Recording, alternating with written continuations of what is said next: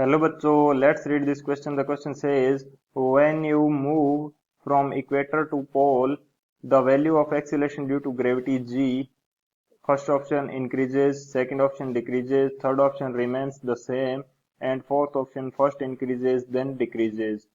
तो इस क्वेश्चन के अंदर हमसे बोला गया है कि यदि आप इक्वेटर से पोल की तरफ जाते हो तो एक्सीलरेशन ड्यू टू ग्रेविटी की वैल्यू के ऊपर क्या इफेक्ट पड़ेगा।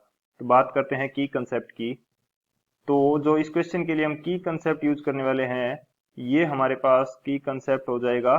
हम देखेंगे एक्सीलरेशन ड्यू टू ग्रेविटी है, इसके ऊपर क्या इफेक्ट पड़ेगा पोल एंड इक्वेटर के ऊपर।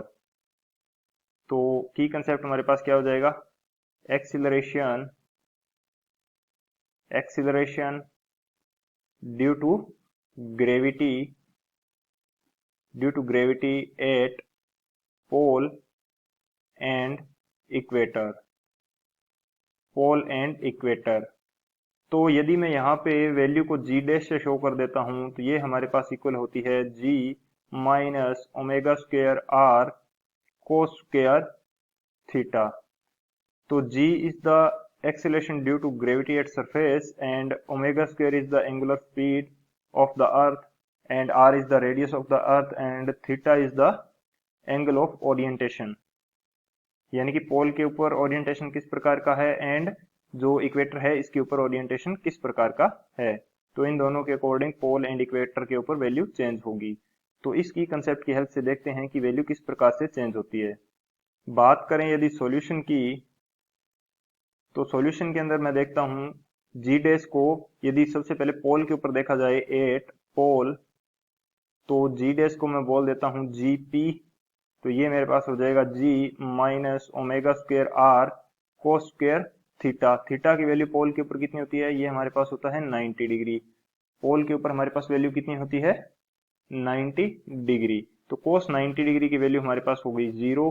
तो जो पोल के ऊपर acceleration due to gravity g p है, ये इक्वल आ जाएगा जी के, ये इक्वल आ गया जी के। इसी तरह से यदि इक्वेटर की बात की जाए, एट इक्वेटर के ऊपर यदि g को मैं शो कर देता हूं जी ई से, तो g की वैल्यू ये हमारे पास कितनी आएगी g minus omega square r cos square theta. Equator के ऊपर थीटा की वैल्यू कितनी होती है, ये हमारे पास होती है 0 डिग्री। तो यदि ये 0 डिग्री है तो जी ई ये कितना आ जाएगा, ये हमारे पास आ जाएगा g minus omega square are के इक्वल, क्योंकि कोस 0 डिग्री की वैल्यू हमारे पास क्या होती है 1। तो इन दोनों इक्वेशन से स्पष्ट पता चल रहा है कि जो जी ई की वैल्यू है, यदि हम पोल से इक्वेटर की तरफ जाते हैं तो जी पी क्या है, ग्रेटर देन जी ई है। यानी कि पोल से इक्वेटर की तरफ जाने पर हमारे पास एक्सीलरेशन ड्यू टू ग्रेविटी की वैल्यू क्या हो रही है, acceleration due to gravity equator से पोल की तरफ जाने पर हमारे पास क्या हो रहा है, ये वैल्यू इंक्रीज हो रही है। एक्सीलरेशन ड्यू टू ग्रेविटी क्या हो रहा है, इंक्रीज हो रहा है। इक्वेटर पे कितनी है g minus omega square are, लेकिन पोल के ऊपर कितनी है जी। सो इंक्रीज हो रही है। ऑप्शन कौन सा करेक्ट हो जाएगा हमारे पास, जो फर्स्ट ऑप्शन है इंक्रीजेज, ये करेक्ट हो जाएगा।